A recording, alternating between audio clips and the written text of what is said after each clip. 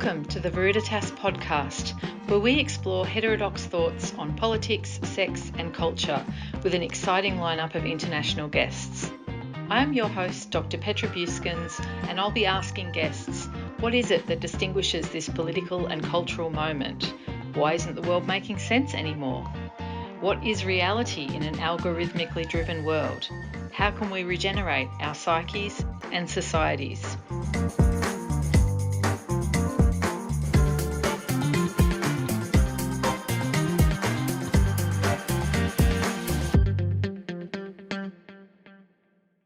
Hi, Kate. Thanks for coming back on. I'm very pleased to have you back to talk social contract and possibly your year-long hiatus from the space and different reflections you're having on where things are at now. So I thought we were going to talk about the social contract, and you sent me that wonderful lecture or research talk that you gave on YouTube, and I've had a listen to that. And I think what we're going to talk about today is how social impact bonds impact the social contract. So I thought we could start with you giving the listener a primer on what social impact bonds are and what is being moved into that space, the so-called wellbeing economy. Yeah, that's a good question. There's all these different things. So the work I'm referring to is a year old. It's from that you're talking about from the Substack article Democracy 2.0, Capitalism 2.0, People as a Market, and Children as the Most Precious Mineral. So anyone that's listening, I have got all the source documents there because I'm just going to go over the surface. So I don't really want to have to back myself up with all the names of every document, but they are all in that article. And I'll link to that article. Yeah, okay, good. And last year you interviewed me in December, I think it was, and I started to talk about this new social contract or what we need to be doing to be able to be part of society or how that's going to look in the future. And you and I both thought that'd be good to talk about a bit further and for me to think about a bit further. But so I've got a few concepts and I want to talk about them and back them up. The social impact bonds are definitely part of the landscape. But I think the landscape that we're in now is that we are not able to be a risk to others. There's a very risk-averse landscape, and that's defined like this common good agenda and arena. It's completely defined externally. It's authoritarian. It's not about what we might personally think of as the common good. It's coming from top down. There's a massive, you look at the documents the government and the private organisations and the charities are talking about, we're not to be a burden on the state. Everything that, even from a child, particularly now 0 to 3 years of age, these children need to be intervened upon so they don't later become a burden on the state. It's going to cost the state. And I'll show different quotes of this as we go along, but that's how it's being talked about. So from 0 to 3, in utero, actually, children need to be intervened and families need to be intervened on. Otherwise, people will, grow up and potentially, not be a good enough economic resource or need specialised help or end up in the prison systems. There's a lot of talking about people like that and children like that. And there seems to be more and more, because what I also want to talk to you about is eugenics and the genetic engineering push that is massive. And I don't think enough people are aware of how big it is and how much it's being discussed and explored. But there's basically, as I listen to the experts in the field, there seems to be a basic sense that we're not enough and that we do need to be genetically engineered as we go along. Like, for example, it's talked about in terms of climate change or genetically engineering crops, genetically engineering trees, genetically engineering wild animals. So they can be more heat tolerant in the future. Like there's so much going on in this field, but it's also talking about genetically engineering children and babies in utero. And particularly concerns me because it's definitely happening within the health arena. So can I just ask you, is that in order to adapt to new conditions of warming, or is that for intelligence, or is that not offset, becoming in some way delinquent, or like what is it about? Well, I think what they're talking about, and I'll share some articles as we go along, but they're talking about psychiatry. So if it's sort of like certain genes are connected, they're trying to work out which genes are connected to borderline personality disorder. or schizophrenia or, Mhm. even ADHD. And I think there will be more and more push as they go along and, they think they're very close to being able to discover the genetic issues within that to be able to say that child's going to be too much of a burden on society if we don't intervene in a particular way. But I need to prove this because it's big, and I will prove this as we talk, within the hour. And I feel like I've proved it in my video and Substack article that that's where this is heading. The burden of proof is in some ways not on us as the public. I think that by that I mean the governments who are proposing these things need to provide the evidence for why it's okay and always give us the opportunity to say yes or no. Yeah. You're a critic of this system, so it's clear to me that you're responding to something that's in the public sphere. But we can link it. Yeah, for But sure. I have faith in your analyses and in your capacity to reference the points you're making. Yeah, thank you. Thank you. And I think we're in a new social contract where there's zero trust, and that's gonna come in on us more and more and more. We have to prove out who we are, even though we're a human, or let alone and more what our beliefs are. Are we sort of inciting hatred in any way? Blah blah blah. That we'll have to prove that more and more at each step. So it's Oh, it's a zero trust contract where we have to prove oh, ourselves. And that's recently I was on Facebook. I had 10,000 people following me on Facebook. And oh. the thing, we think you're a spam account. To prove you're not, we want you to put a video in and then rotate your face. Oh, yes, my friend Meg said she had this happen to her. Yeah. So that's pretty much me on Facebook, of social media, because you just don't participate if you do not take part in, the checks and balances that need to go along to prove you can be trusted in some particular way. So did you end up going off and losing all your... Yeah. Well, I've still got they give you 5 months or something to go in. They've stopped the account. No one can find me on there. I have about 5 months to challenge it, and then it's gone for good. But I'm not going to go on. I'm not going to do it. It's know what this is. This is just normalizing that we have to do that at every step of the That's way. right. Yeah. And that will be connected, in time to a digital identity, which is tracking our movements. And I don't think social media is a good place to be anyway. It's so difficult because that's how people now get connected to audiences. But it's like, that idea of enshittification. We've all been brought on, and now the truth is here. The fees and charges are higher. The data collection is bigger. The entry, because I'm having this with Google, what you and my other friend have had with Facebook. I can't, it's constantly saying I need to offer a pass key, which is fingerprint, face, or voice, and I don't want to give it, and I'm not able to log into various accounts. And so my feeling is that this is happening by stealth first, and a lot of people will give over at that point because they just think they have to do it. It's that automaton. Oh, well, just like during COVID. And then that for the remaining, however, the remainers who either haven't yet been asked or who have resisted, then it will become compulsory. It seems to happen in stages. The first stage appears to be just going through the motions.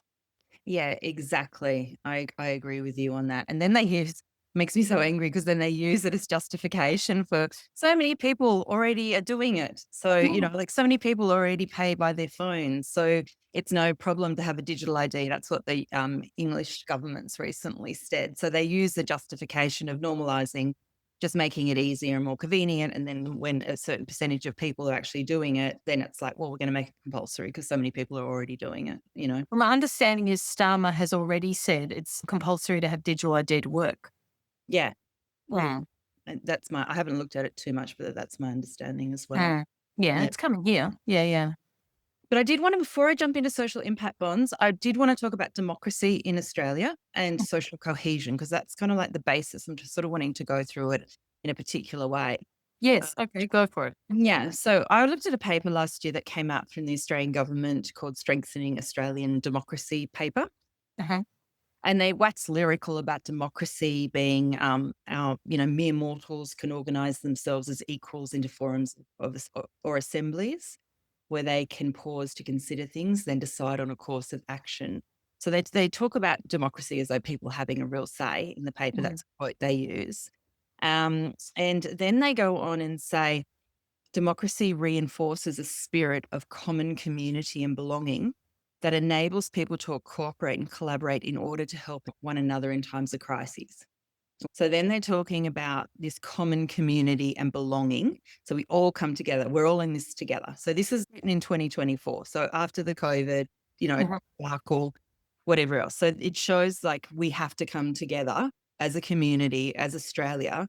If you look at the example there during COVID and do exactly what we were told to do and be under house arrest and be muzzled and lose and just put, getting things injected into our bodies whenever we're told to. And that is actually what democracy is basically, because we're doing this for each other and a community. So that's pretty much what they're saying. And then they talk about trust is so important for democratic resilience, and a strong democracy generates trust. So it's very important, this trust and democracy. And they say mistrust has a place. It's got a little place in democracy. You can just mistrust a little bit, but, and this is the crunch of it, they talk about healthy skepticism can harden into entrenched distrust and anti-democratic sentiment. And so they believe that if you feel like the government's not that democratic, that can be fixed through the government, like according to their rationale. But if you don't actually trust the government, and then you actually are going to slide into being radical and a threat to democracy. That's basically what they say in there. And they've used the quote. This is from Mike Burgess, who's the Director General, was the director. I don't know if he is anymore. The last year he was. There's a cohort of individuals motivated by a toxic cocktail of conspiracies, grievances, and anti-authority beliefs, where that people are radicalizing very quickly, etc. And it says, and they use another quote, people who distrust government report lower levels of social cohesion in several other areas. People who trust the federal government only some of the time or never are significantly and substantially less likely to believe that people generally can be trusted, less likely to take great pride in the Australian way of life and culture, and less likely to have a great sense of belonging in Australia, and then less likely to believe in migrant diversity, makes Australia stronger. So trust in government, therefore, is at the heart of our social cohesion. It's extraordinary. But there are so many lies in that, aren't there? I mean, that totalitarianism is democracy. I mean, if anything, as we were talking about off the recording, the freedom movement or the health movement is more inclined to be patriotic in a kind of But not in the way they like. Not in the way they like. Yeah, it's really, and this, I actually think we're in a schizophrenic state now in society. I'd be interested in your thoughts on this as well, because nothing actually, if you follow any thought through, so here they are, they're bringing on the pride in the Australian culture. The pride, they bring in the Australian sausage sandwich at election times. They paint this pride in being an Australian.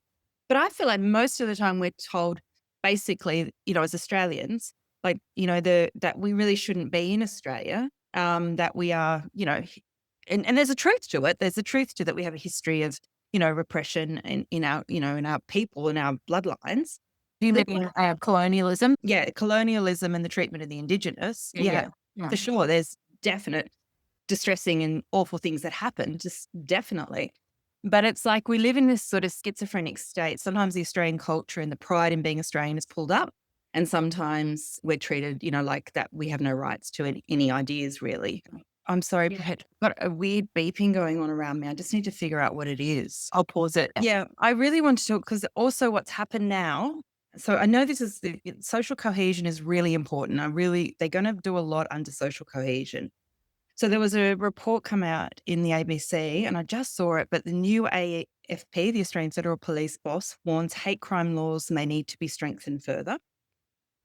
And they've just created these new national security investigation teams, and they're going to investigate behaviours and offences that do not meet the strictly defined threshold of terrorism, but that could lead to violent extremism and terrorism. Oh, the pre-crime. Yeah, it's pre-crime. So they're going to focus on protecting our sovereignty, our democracy, our social cohesion, our financial sector, and our future prosperity. And so they all sit within the AFP's Counter-Terrorism and Special Investigations Command. So this is like on the people of Australia. They're coming in and they are going to investigate and disrupt extremist activity that falls short of terrorism, but still poses significant security risks. So see this gradual, what happens gradually. Yeah, gradual normalization of being in a police state. Yeah, and they say that a lot of communication occurs online in relation to violent extremism and extremist beliefs. So they're going to have sophisticated tools to identify where threats may be coming from. So that's this tracking of us online. So it's all coming out in the wash. Um, Yeah, so they're going to the other part that I thought was interesting. Um, yeah, they ultimately, in very simplistic terms, this is the woman speaking who's heading up the AFP. It's that people feel safe and secure in this country and don't have sectors of the community who feel they are not part of the fabric of this country. That is the motivation of these groups, to tear at the fabric of this country. And they're going to be laser focused on preventing those people. So if you look at the people that didn't want to, have some injection in their arm, or didn't believe, that thought that was going on was authoritarian, with the mandates and the lockdowns, we would be those sorts of people that we're tearing at the fabric, they're tearing at the common good. It's really been created that, and this whole thing. Have you looked at the hate speech laws that went through? No, not in detail. A little bit because of the gender piece, and I've written about that, but I'm not as au fait with the current ones, which are more like the UK, aren't they? The Australian one that was, I think it was the beginning of this year. I can't remember, first half of this year that was passed. Basically, they had to prove that you were wanting to create, you're wanting to cause some damage or some violence with hate speech. Now it's if you are reckless with language. Well, yeah, that's moving more to where the UK is. Yeah. So that was already passed. So but this AFP, the Australian Federal Police woman, is saying hate crime laws may need to be strengthened further. So it's like, that's not even enough. Yeah. In effect, it's differences of opinion from this normative ideology, the technocratic ideology, isn't it?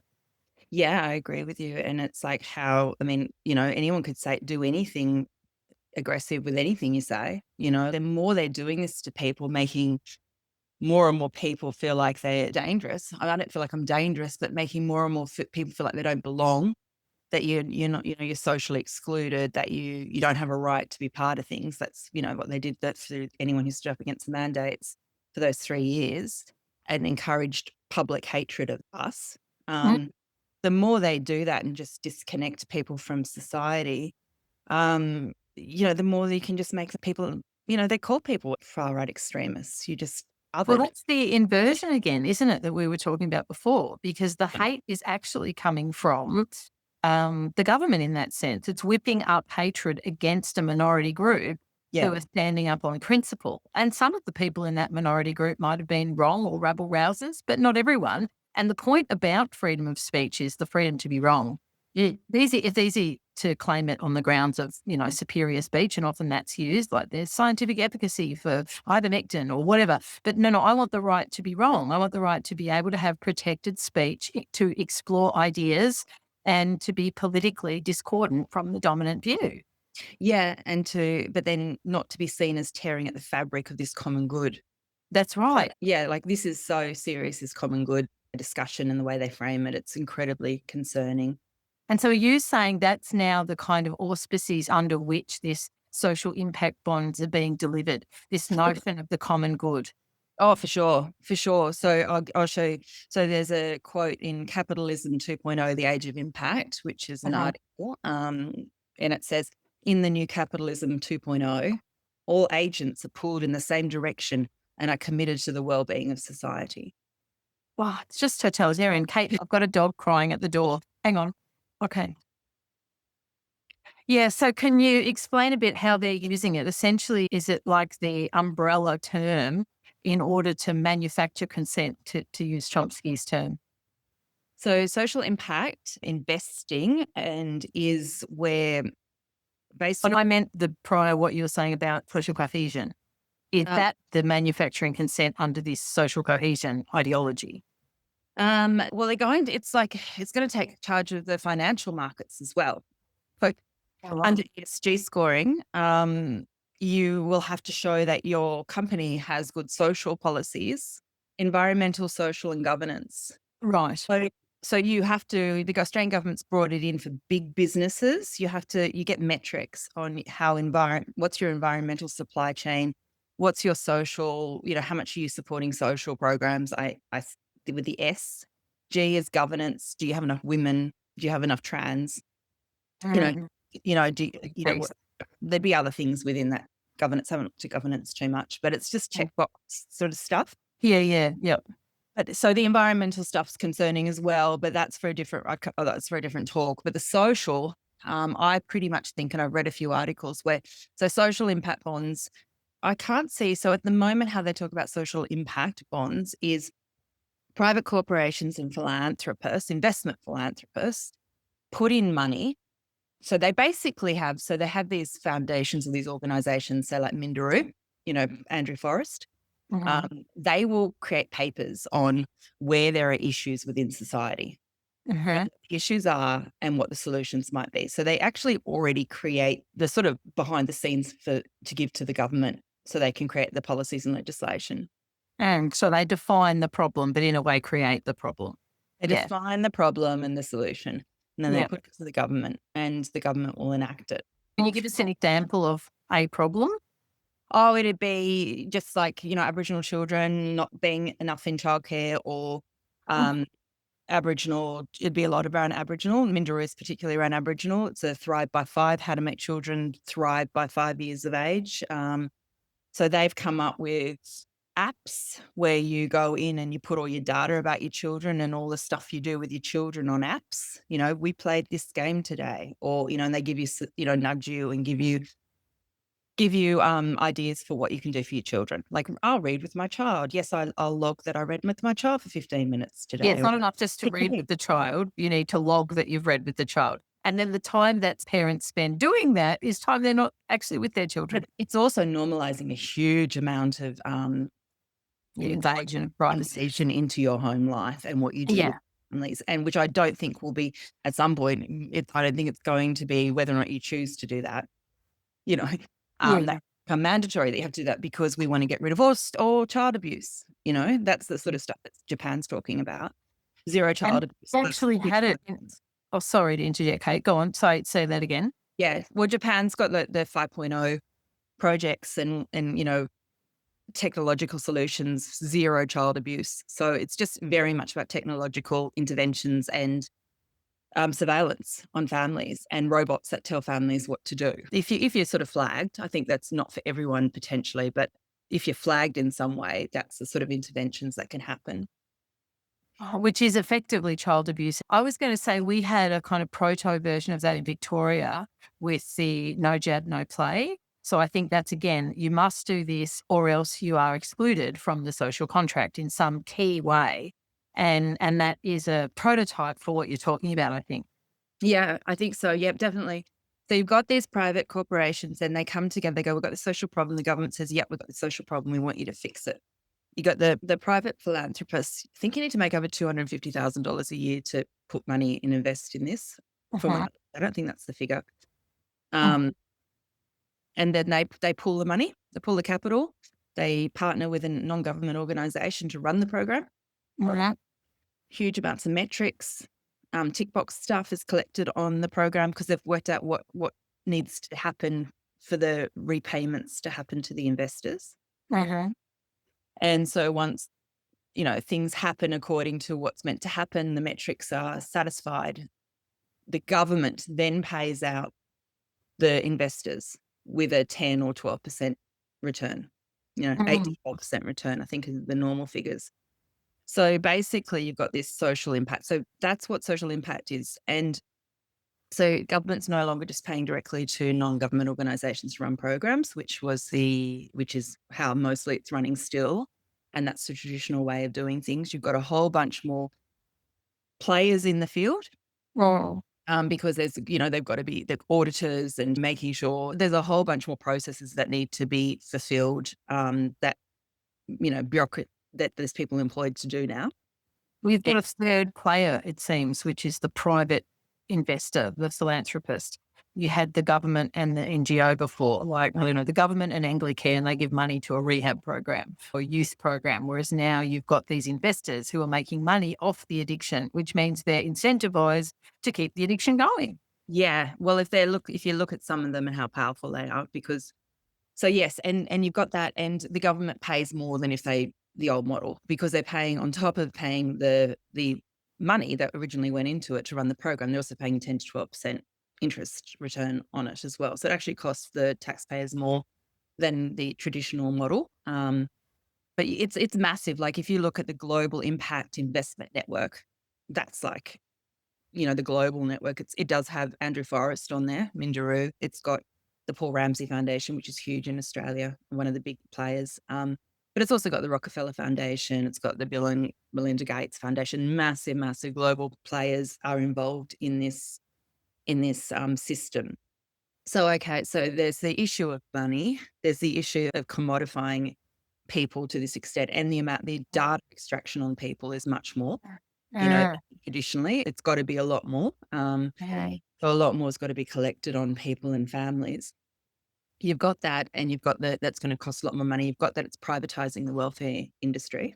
That a lot of these players are really powerful in directing global government policies, around the world. So when the fallout happens, they've also got a market to hold up, and their virtue signal around this. So I think that's really problematic model. What do you mean when the fallout happens, they've got a market? Think about COVID and what happened there and the amount of poverty or mental health. Okay, let's just talk about mental health. I mean, this is what made me aware when I think I was 21 when I started to see the WHO talking about how this is going to be so problematic. COVID was going to be so problematic for mental health, and the World Economic Forum was saying that as well. Huge amounts of increases in mental health. And I thought, oh my goodness, what are they going to do with mental health? That was what alerted me to that there could be. And there's markets in the mental health now with the impact investing. So you could say, well, the lockdowns, the way that they went about, what they did, the way that they made people poorer, because I think it's known, isn't it, that your socioeconomic level affects how you feel and, how resilient you feel in the world, and how, the more pressure and strain financially people go under. I read once there's a minimum threshold. Above that, you're no happier if you're a Hollywood star, but you have to make a minimum. And I believe it's 60,000. Your happiness increases until 60,000, and then it just plateaus. I find that interesting because with that, and probably the equivalent of 100,000 today, which not many people earn, but your happiness still increases in increments. But I mean, your point is a deeper one. Are you saying, in effect, that these lockdowns created a whole market by creating a bunch of depressed people? Yes. Gee, that's dark. It did. It did. Like there was higher suicide rates in Victoria, with the brutal lockdowns there. There were many more calls to the helplines. There was much more chronic domestic violence. There was more children being targeted online by sex abusers, or any sort of... I didn't know that, but revolting. Yeah, no, I've got the articles. I was collecting all the articles about societal harms that were coming out at the time. There's, like so many things, even people who do need... I'm not against welfare services. I'm not against, people that there are people who do need additional helps at particular points in time. Yeah. But like even those normal supports were pulled for quite a while because you couldn't see anyone face to face, so... And then that has actually carried over to a new culture. It has. Digital health, telehealth. It's this new model, which is fine. I think, like I work that way now, at least 60% of my practice, that if you're just in the worried well, so to speak, people who are talking through issues, that's fine. But for people in states of emergency and crisis, I find it absurd. Yeah, no, it was really, really cruel. So they talk about, where this is going to go. So this is and Chalmers, our treasurer, or the Australian government treasurer, is bringing in these impact markets. He's got a outcomes fund. I think it's $100 million. He's working on it now, like in the last few years. I'm sure there's a lot happened in the last year since I've really looked at it, but he works with the Paul Ramsay Foundation. They walk, hand in hand, the government and Paul Ramsay Foundation, which is a social impact bond organisation. And I think how it's all going to structure in is more and more corporate foundations and big corporations are going to have to show that they are into this venture philanthropy, that they're giving back, that they're doing this. So there's a huge amount of money being put into this, and they've got to measure their impact. They have got to have a good impact on the public. They've got to So they're even saying the public sector will only hire companies. So these are ideas, and I'm sure this is happening, will only hire companies with a proven track record in impact. What's your impact? How good is your impact on the population, etc. So this ESG culture, pension funds that make their investments according to the robustness of a company's ESG criteria. So, because I'm not quite sure how the government's going to constantly pay for the social impact bonds over time. Mm. They also talk about people losing their income and universal basic income needing to be coming in. So Mm. I think big corporations are going to start paying for it under their S in the ESG. That they're going You to pay. mean they're shifting the social responsibility for welfare from governments to the private sector in a way wholesale? Yeah. And the government is really just the vector for that. They're the broker. They're the broker. Yeah, they're the broker. At this point, they're paying it back. And I mean, we're really in early stages with this, but it's happening all around the world and it's big. They're really going at it fast. And they is actually our taxes. So we're paying for our own commodification. Yeah. And look, so some people say, well, what's the problem? Like, why is it an issue if corporations want to do good in the world? Because that's the whole way it's been sold, I think, for about 20 years. Technology and big corp is going to save the world. Larry Fink's letter to CEOs was like, people trust corporations more than governments. People are starting to trust corporations more than government. We get rid of all the bureaucracy, get rid of all the checks and balances. It slows things down. We just want, business and growth, and people are cheering that on. And I understand why as well, but I think it's a trap. I think so corporations are coming to the rescue, and they're going to have their environmental and sustainable and governance scores. So we know that they're good. And I think over time, they're going to start paying for these social impact programs. So this is where the economy is going to start getting geared around it. Like, you won't do business. No one will be able to survive in business unless they're part of this fielding people through programs or intervening or impacting on the vast majority of people. And I don't think it's just going to be the poorer people, which starts as. The more of us who may need a UBI, universal basic income, if that's how it looks over time, we won't get that for free. No, I know. Yeah. I used to be pro UBI back in the, ignorant heyday of thinking it was a way that women could access the social contract who were mothering children on their own in a way that, I knew all the other arguments about a post-work society, but also saw it as quite integral to an equal gender contract. And now I'm like, oh my God, I was so naive about that, because of course this now is there's in pure terms, that's a great idea. That's like getting, a stipend without having to work for it, like I give my kids, without having to be accountable in some way, that there's a small amount you get just merely for existing. I thought that was great. And in its ideal form, it is. But yeah, of course, it's actually going to be linked to jumping through a whole lot of hoops around health, education. Yeah. Effectively, what you're saying is even harsher in a way. You're saying the only way we're going to be able to live is with a basic income, we meaning the bulk of the population, because automation will take the jobs and et cetera. And yet we won't be able to get that unless we're handing over data. Yeah, I think that'll be and I don't know how much it will take over or not. Like, I was sort of thinking more 100% on things, but I'm sitting back a little bit more now, going, don't be too, like, who knows what really the truth will be with this UBI and how many people are going to need it. Definitely, yeah. So definitely, if they bring in the UBI, people will be filtered through programs. You've got things like, I'm going to jump around a bit because the Australian government is definitely involved. They're looking at children first. The children is the market. That's the first one. They're rolling it out at the moment. There's a 10-year partnership with philanthropists and the Australian government to target children. And so what does that look like in practice? Is that childcare, data from children in childcare? Yeah, it will be. Look, I have to go back and look at this about more. Their investment dialogue, it's called the investment dialogue. So I think it's still in dialogue. It's all going to be place-based. I'm not 100% sure. I do need to look into this more. But it's called the Investment Dialogue for Australian Children. It's a 10-year plan. It's going to collaborate with 50 communities by 2030 to support community-led change that achieves tangible outcomes for children, young people and their families. And it's coordinating philanthropic and government engagements with the communities. They talk about, like it's all local and it's going to be about what the people want, but I don't believe that stuff at all. I worked in the sector. I don't believe that at all. That's what actually really goes on. So they use an example. Philanthropy also announced more than 47 million in co-investments in organisations working within the dialogue's priority outcome areas, such as the Cornelia program, providing pregnant women who are experiencing homelessness or insecure housing with a pathway to safe housing.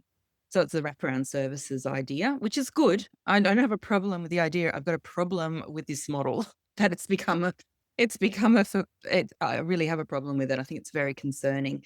The ordinary listener, what does that actually look like? What would that pregnant woman, for example, I'm not saying you know the nuts and bolts of that program, but what would that woman, for example, need to disclose? What kind of data does she need to trade for the assistance of a house? Yeah, there'd be a lot of data that she's got to do and how long it needs to go on for. She'd have to, it'd be for a number of years to prove that there was something that did good impact. That money did good impact on her and her family. So yeah, she'd have to be trading a lot of data for a while. But yeah, so what? Like if you've always had to trade data, but it is more intensive data. I don't know exactly what that one would be. There is a project that's currently going on in Melbourne, which I know a little bit more about. It's called the Gen V program. So I think it's got just Generation Victoria. This is part funded by the Paul Ramsay Foundation, so a social impact foundation, and the Australian government, the Victorian government.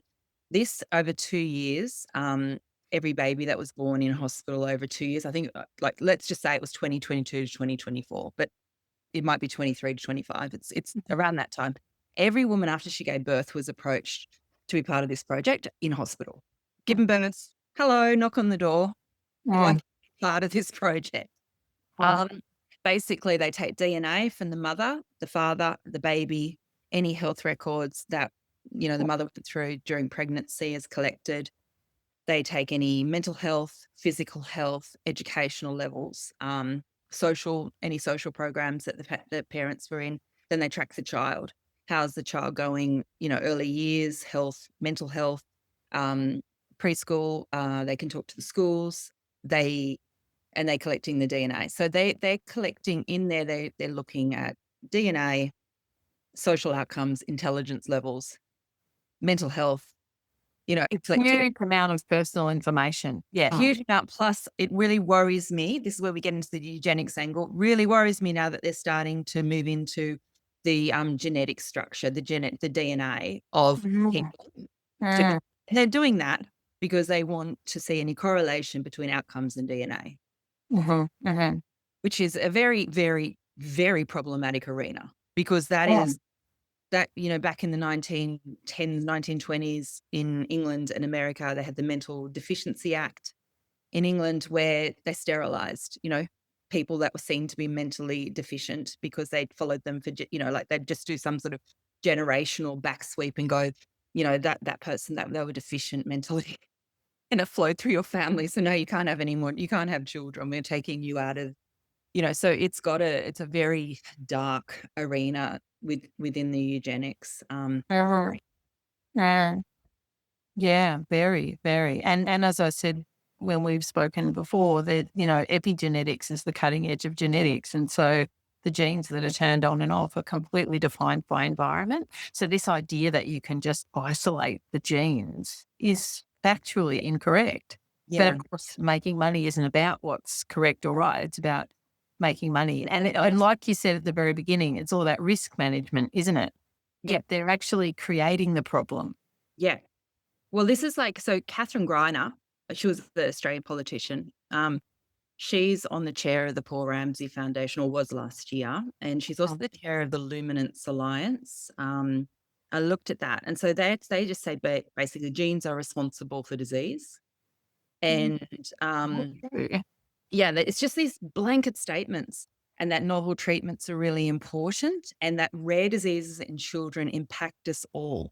Genetic diseases can impact the entire community through the cost of care and the financial and psychological burden on families. So I'm just giving you a few examples of where they're really equating with the common good of the whole society with these defective genes. And then we've got the World Health Organization, who brought in a program, I think last year, saying that infant mental health now needs to be collected. from in utero to 3 years of age. So they want, children, everything to be sort of collected on children. So early intervention, they say support children's right. So they want to support children's right to reach their full potential, and that no child will be left behind as set out by the SDGs. So the children's right is to reach their full potential, which is dictated, their child's full potential is dictated by the World Health Organization or the Australian government under the Wellbeing budget that they've pulled out. It's no longer about what the family thinks is right for their child or the well-being of their child. It's very problematic how so that's another part of the social contract that with the well-being economy that Chalmers has also created, a huge amount of metrics needs to be collected on children, and you have the well-being units now at school and the well-being teachers, and they are the ones who can really work out what's right for the child in their well-being. So in welfare, you would intervene if a child was at risk of serious child at serious risk of domestic violence or physical violence, sexual abuse, or serious neglect. Then an intervention would need to happen, or you have to report it. It's now gone into reporting on a child's well-being, which is nebulous, and it's really free-floating. It can be just whatever the teacher thinks is well-being, or the principal or whoever, the worker, whatever they think is well-being. This is where we're getting into. It's not about what the family thinks is well-being for their child. What I'm trying to say, I guess, in a very long-winded way, is that there are a lot of government structures that are coming in and that are coming around the family. And I'm particularly concerned about the family. And I'm particularly concerned that they're so obsessed with the first 3 years of a child's life. That is about an external authoritarian idea of what is right for a child and their well-being. And you've got the impact markets in there, which would fund the programs and fund the interventions and be funded. Well, it's completely Orwellian. And eugenics is in the mix, and that they want to. So right now there's citizen juries in Australia being run on should we collect the DNA of every baby born in Australia. When you say citizen juries, what do you mean? They bring together 30 Australians and show them propaganda videos of why it's a good idea, with a tiny sprinkling of a nuance in there. Like occasionally, I'm about to make my way through the videos because you can see them, that the citizen juries watched. They are the ones who will decide whether or not every Australian baby should be tested for their DNA on birth. And the parents would not have the legal right. I don't think so. I don't know the ins and outs, but it's happened recently in England. So it's a global agenda. I don't think the parents are going to have the right. They might start it off with they do, but I don't think they're going to. I think, So, they definitely won't after a certain time, because you could be a risk and burden to society. Yeah, it's always framed in terms of the common good and the collective good, which is exactly how COVID mandates operated, didn't they? So there's no longer room for legitimate dissent. That's the critical piece. Dissent is only cast as lunatic, fringe, far right, socially corrosive. Not that in a democratic society or a liberal democratic society there'd be room for us to oppose this or have alternative viewpoints. It's really disturbing. Yeah, and the fact I really don't like the citizen jury model. It's like and why is that? Or the fact you get 30 people that can decide something, and then they can say, well, the people, thought this. It's like, it's almost like I feel like it becomes, well, the community decided this. So what are you complaining about? We, it gives them that kind of like protection of that they've consulted with the community properly, not just to, check. It just gets worse and worse. They're being shown propaganda. They're not even properly informed about the implications. Well, that's my view. That's my view, that it's just very pro, and that you're not getting any real. I mean, they don't go there. We've got, maybe one or two organisations in Australia that are gene ethics. They're legit, like really concerned about genetic engineering. They're not invited to come and talk.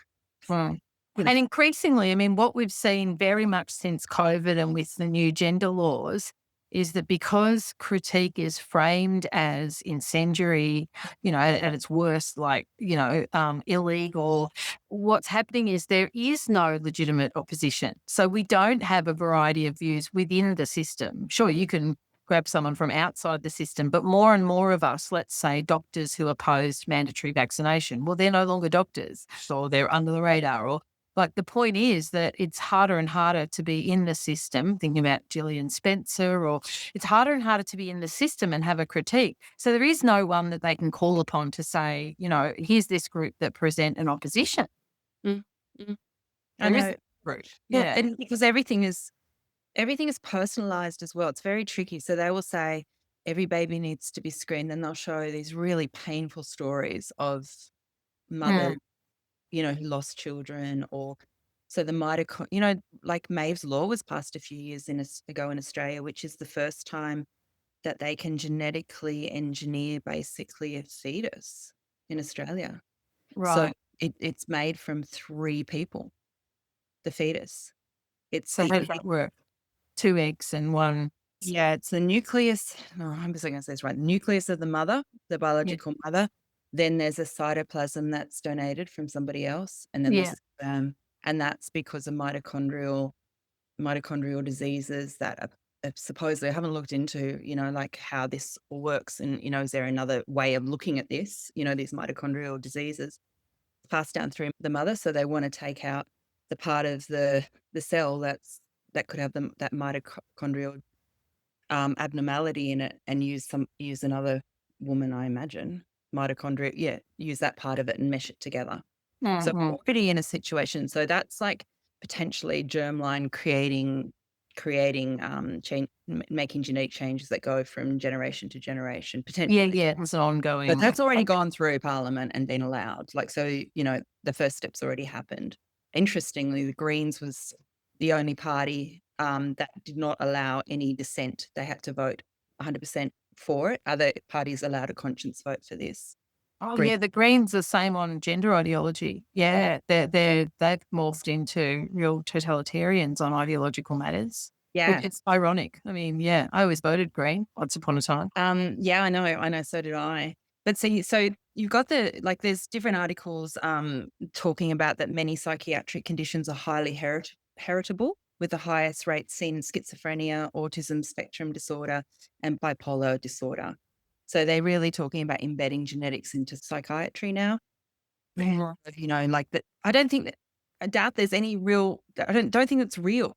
I don't think it's real that this is caused by genetic, abnormalities. No. I don't believe that.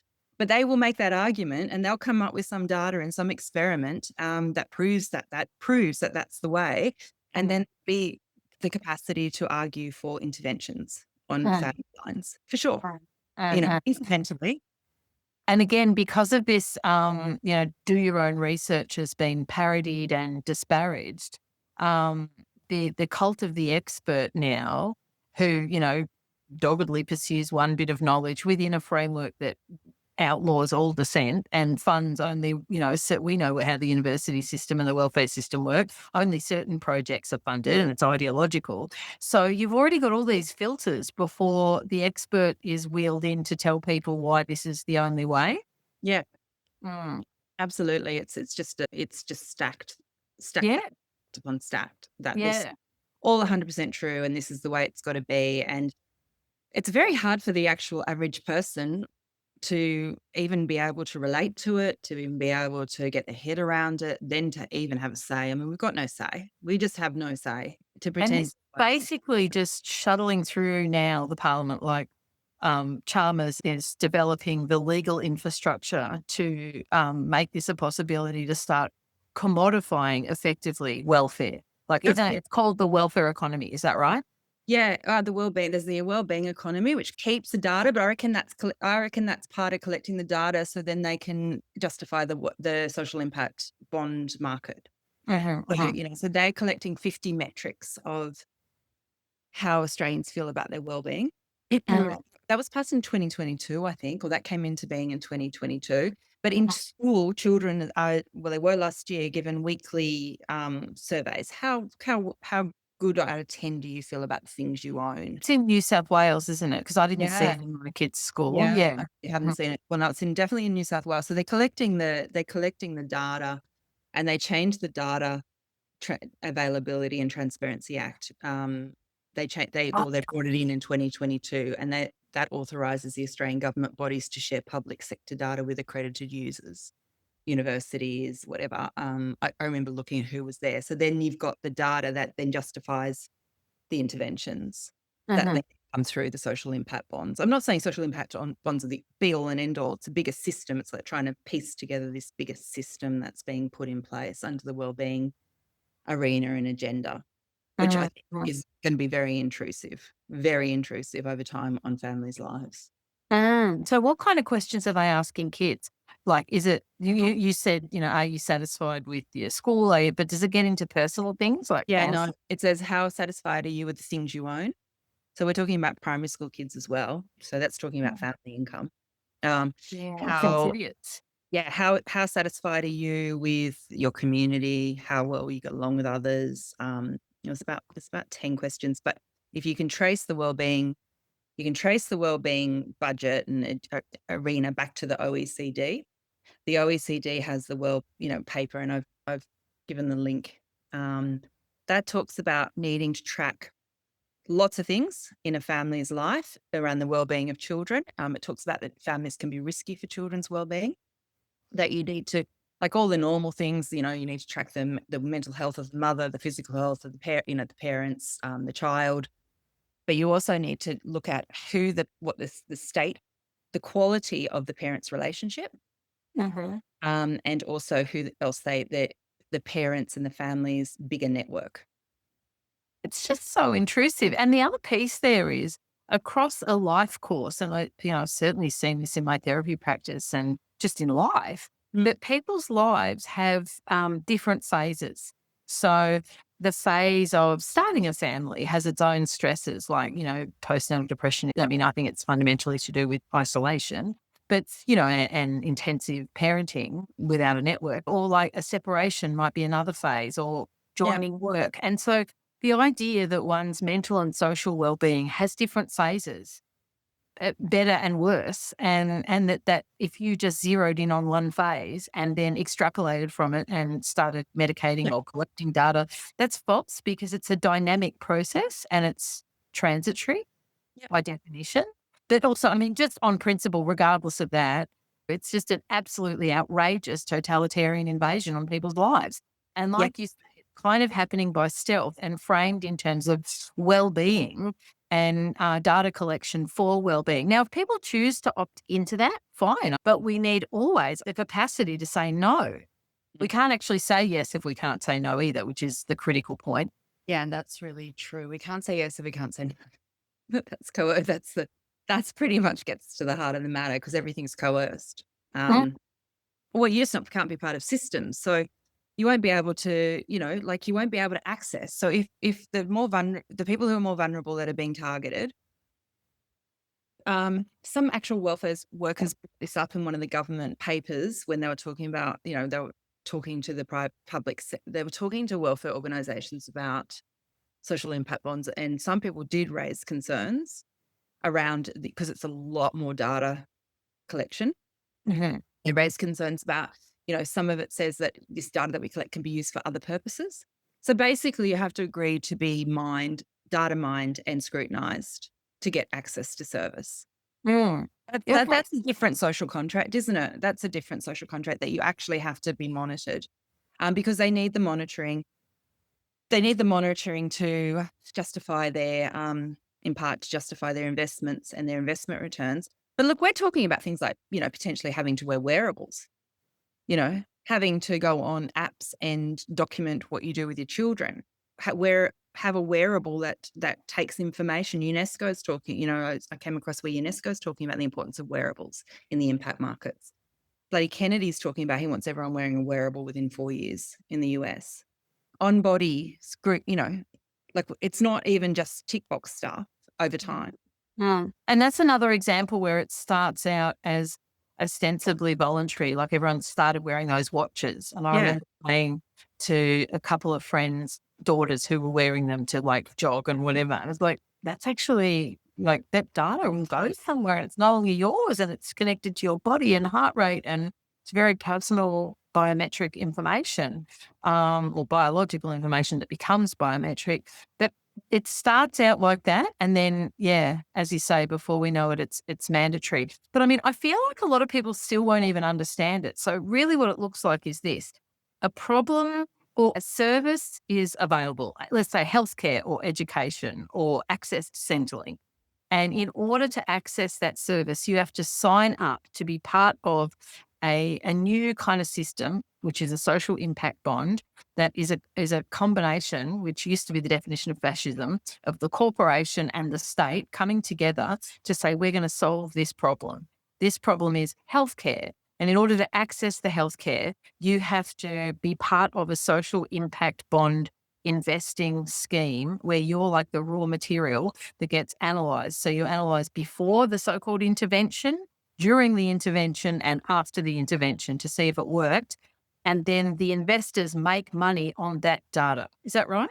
Yeah, that's it. That's it. And Alice McDowell, who alerted me to this in one way, and Tashi Sidford, but Alison talks about them securitizing those debts as well. So they can actually start to bet. I haven't found where that info is. But she talks about that they're planning to securitize it or are securitizing it so they can bet on it. Who's going to fail? Which cohort of people are going to get there, to their outcome that they want? So that's another arena we can't talk to, but if that's the case as well, that's another completely problematic layer. Yeah, I wrote down that quote of her saying that. And essentially she said, the money isn't going to be made in the programs, or that's only a little bit, the program to stop homelessness or recidivism, whatever, education. The money is to be made in the debts that they sell and then gamble on the market. And I don't understand that so well either, but that's anything in the market. But what I think is a broad brush is that we've kind of run out of natural resources to exploit. And it's like what's happened now is people themselves have become, and their inner life, the consciousness itself, is new frontier almost of capital. And that is what is now being exploited. And Absolutely. And the other thing that I wanted to talk about, this links into the Sustainable Development Goals. The Paris Agreement's 2015, the United Nations. So the UNESCO publication, Why Social Emotional Learning, because they want to get in with children and start teaching them how to think and feel about things. So this is called Why SEL, Social Emotional Learning, is necessary to achieve the SDGs. And that you have to build emotionally resilient individuals who are able to navigate the complex landscape of conflicting goals and dissonance to one of pro-social behaviours that promotes human flourishing, and it's critical to the attainment of the SDGs. So when they're talking like that, they know they're talking about this dissonance and conflicting goals because the SDGs will actually work against people. So that would be really awful. So you have to have pro-social, like I'm going to, like this is really awful for me, but it's good for the common good.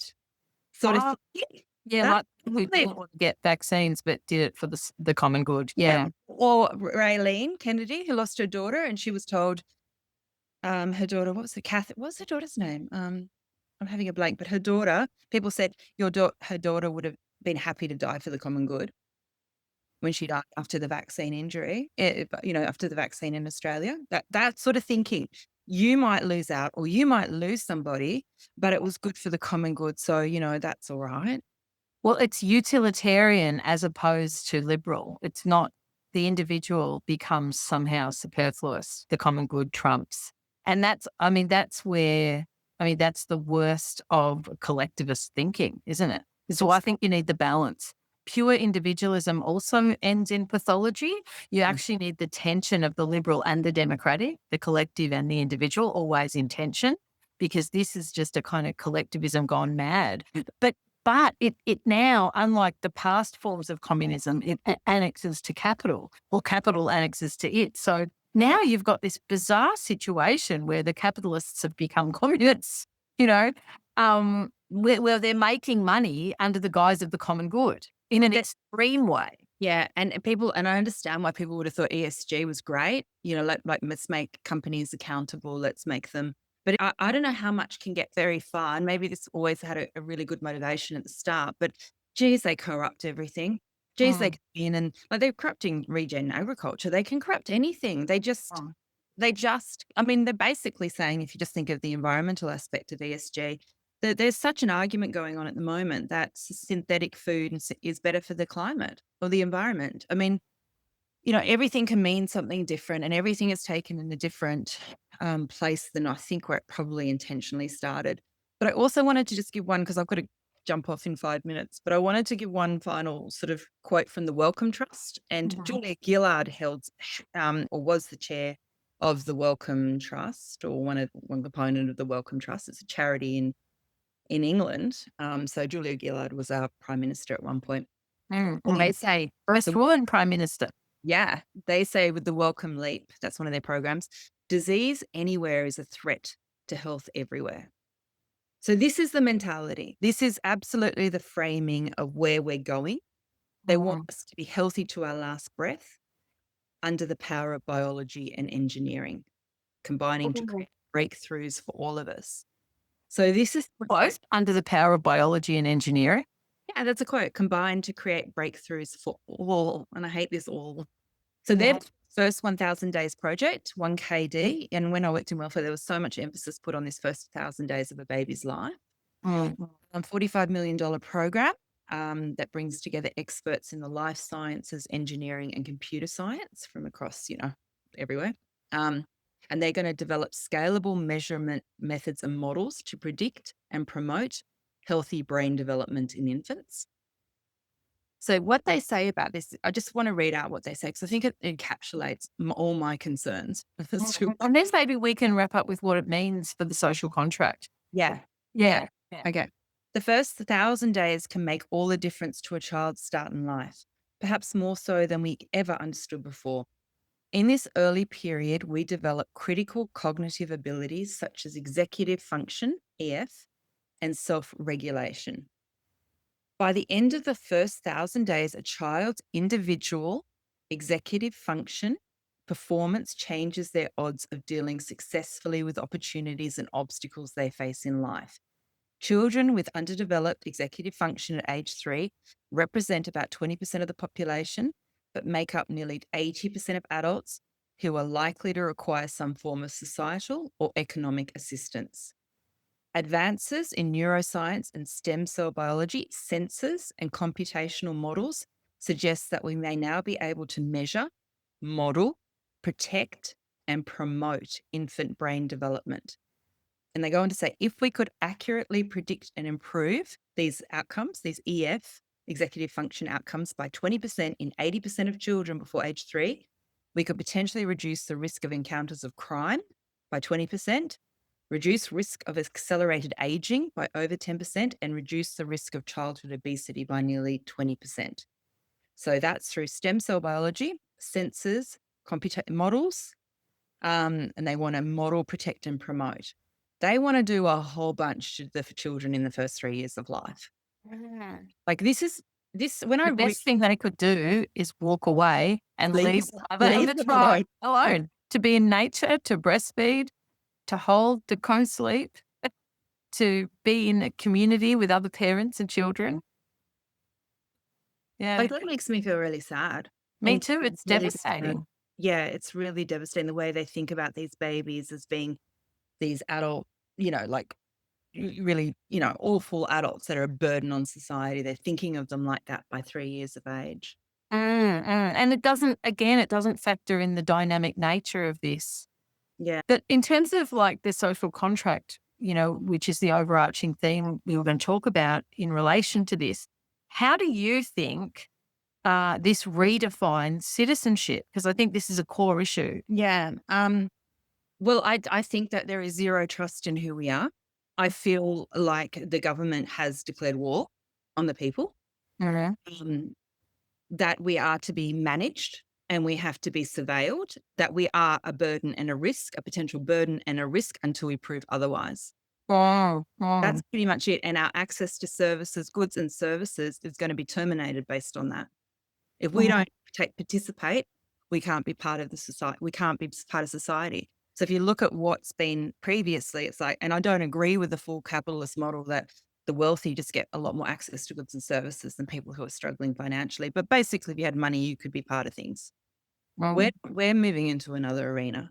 Where you've got to prove that you aren't going to be a burden, or that you're not dangerous, or that you are a human, or that you need to be digitally scanned, or that you've had your vaccine, or that you've held the right views, or not held the wrong view. Probably it's more likely not, because you can be silent. I'm sure you're silent, but you're not allowed to hold the wrong view. You're going to have to be able to be part of society. Just the same way, on a smaller scale, I can no longer be on Facebook. That's right. Yeah, it's a microcosm of what's Like, happening. Facebook's not going to come and hold me down, but it's just not going to let me participate in the town square that the comment, social media is now the town square, so I can't have a say in the town square.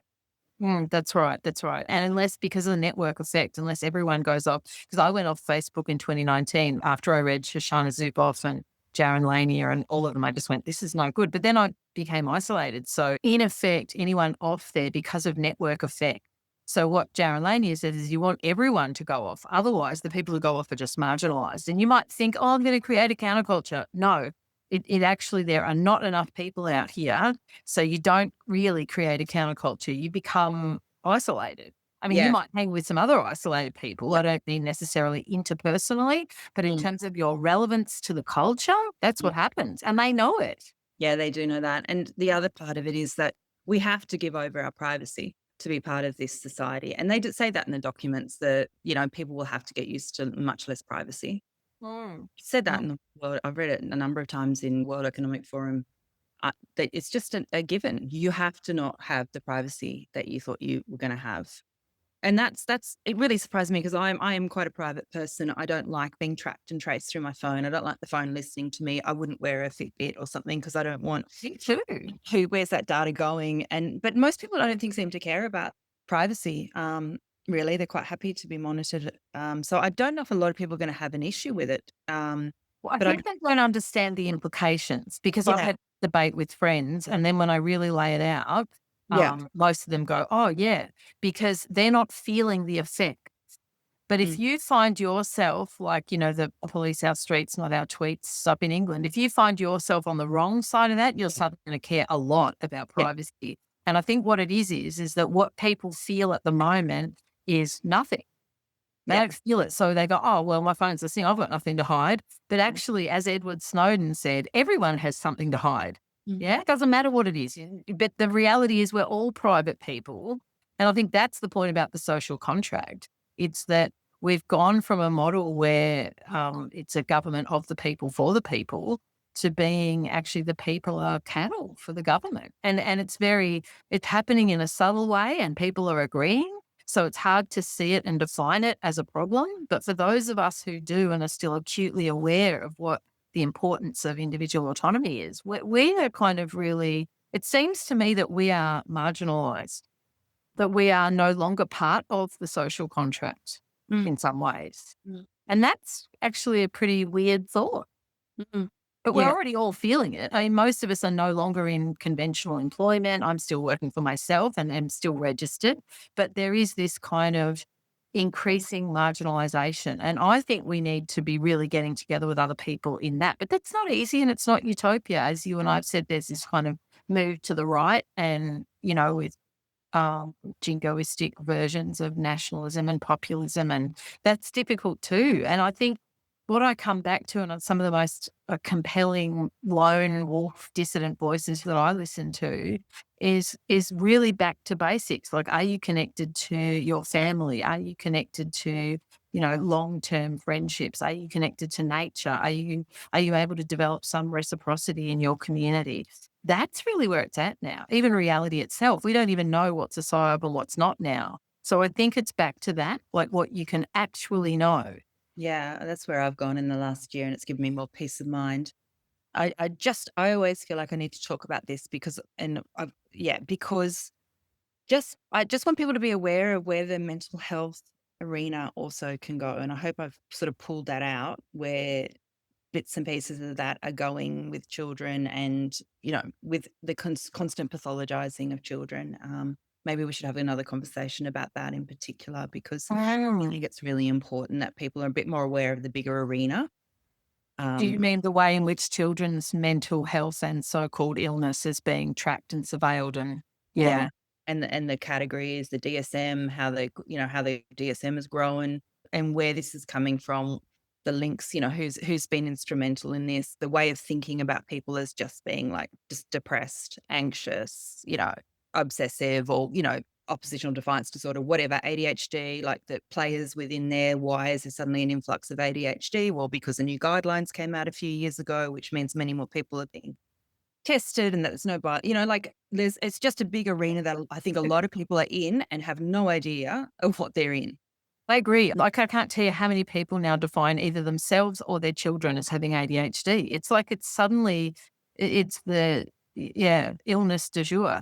But I mean, I see it as both. Like, the increased depression is partly about the testing and the sort of discourse around it and the pathologization of normal feelings. And I think we are more depressed in this society. Yeah. Likewise with ADHD, it's this curation of a disorder, but at the same time, the toxic stew of chemicals that our children, infants, and we're all in, but then when brain developing is happening, it is major. And yet that's not being addressed. Like, just stop spraying all the food. Why don't we try that for but no. No. Instead, we're going to diagnose. And so that's the other piece, is that some of the really basic solutions aren't being. No, they won't be. It'll become people's genes. That's what you're getting, that you have a problem internally, and that it needs to be intervened upon rather than as a societal issue. Here's some societal issues, which is the social impact bonds. We need to make sure people have access to certain things that we can make a profit off, and then you're really under the scrutiny and scrutinized. So it's a complex arena, but I hope we've brought up enough to sort of get people thinking and thinking about it, really, because it's a moving piece. I'm still trying to piece it together in my mind as to how it all looks. But the thing that really stands out is it's huge, and the government's investing a lot of money, and there's all these players globally down to locally involved, and the average person knows nothing about it. So I think that's quite telling.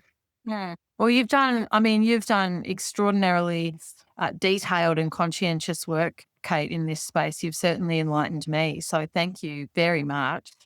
I'm conscious you want to go. I have one little question, and that is, if you've got time, you've taken a year off. Why and what did that give you? But if you need to go, we can talk about it another time. I've got 2 minutes. I was researching so much. So it's the end of 2021. And I think you're the person who said this to me and it really resonated. Like I felt like I got king hit, by COVID and the measures and what they did to people. And so then I was like, I need to work out what's going on in the world, probably because I didn't want to be taken so much by surprise again, ambushed. I felt ambushed. So I spent from 2021 to the end of 2024. So that's 3 years, like ridiculous amounts of research, just like, hardly slept for 3 years. And then I just basically at the end of last year, I got married. And when I was on honeymoon, I really realized how exhausted I was, how deeply, deeply exhausted I was. And that if I didn't sort of start taking care of my health and looking after myself again, I'd probably put myself in an early grave. So I've taken a year off in parts and just looked after my health. And I also didn't want to start to see boogeymen under every bed either. Yeah. I wanted to sort of keep, I was like, maybe I'm just seeing too much. Maybe I need to sit back a bit. Maybe I'm just attributing too much, like bad motivations to everything. I don't want to be like that either, where you just kind of like, how some people get like that, like everything. Absolutely. Yeah. No, I share that. I just wanted to get a bit more perspective. So I've had a year off, but I'm going to get back into it next year. I'm decided to really focus on the eugenics angle and gene editing and genetic engineering, and that's really complex to try and get my head around it as just a normal person and not a scientist. Wow. So that's where I've sort of spent bits and pieces of this year, and I will continue to do that. And because I'd say that's out of everything. I did not expect to 3 years ago, 4 years ago, when I started looking to see that eugenics was so much a part of everything. Oh, yeah, I know. It's bizarre. We thought that died out with Nazis, not like this implicit thread that's kept going. Way of seeing the world, way of seeing people, that eugenics kind of went into the environmental movement and the overpopulation, and like it was the same players that sort of, when eugenics went out of favor and then, moved into the environment and the population, stuff, and now it's coming back in another form of equity. We all need to be equitable. So everyone needs to be a highly functioning human being with good health to the rest of their lives. So we're going to intervene genetically on you to get you there. Like, just did not know that's where we're heading, which is transhumanism. And it's the coercive piece that gets me. I mean, I've seen this going for a long time, but the fact that it's now become essentially what will be happening, that's the disturbing piece for me. I don't like that. Likewise with vaccination. I had no problem with people choosing that. I wouldn't choose it based on everything I've read now, the consequences and the long term and the number of them and the adjuvants and so on. That it's the fact that we can't make an argument like that without being cast as just absolute lunatic fringe. That's what bothers me. And a threat to social cohesion and a threat to democracy, which we then need to be acted upon. Yeah, and that's the bit I find scary. And that piece around having time off, I think that's really important, because what we can do as activists or writers in this space is go further and further down that road and just become more and more distressed and dysregulated. And that's not helpful to anybody either. And I don't know if you've followed Alison McDowell more recently, but she's really stepped out of the space. And, well, she's actually, I mean, it's interesting where she's going in terms of the simulation and quantum blah, blah. I don't really understand it, quantum computing. But she spends a lot of time in her garden and says, I can't be in that space anymore. And I think, yeah, there's so much activation about what people are seeing in their media feed that has nothing to do with the world around them, really. No, and I think it creates an outrage space. So it's actually been quite lovely not being on Facebook, because you just get outraged. Like, it's an outrage culture. They want to outrage you as well. The monetization of outrage. So I'm happy not to be in there, and I'm happy to work on projects that I think have got some capacity to, like, that are going to be constructive. But yeah, spending your time scrolling through social media, being outraged, is definitely not constructive, and it's not good for your health. So No, it's not good for your health. No. yeah. All right, Kate, thank you so much. I really enjoyed our conversation.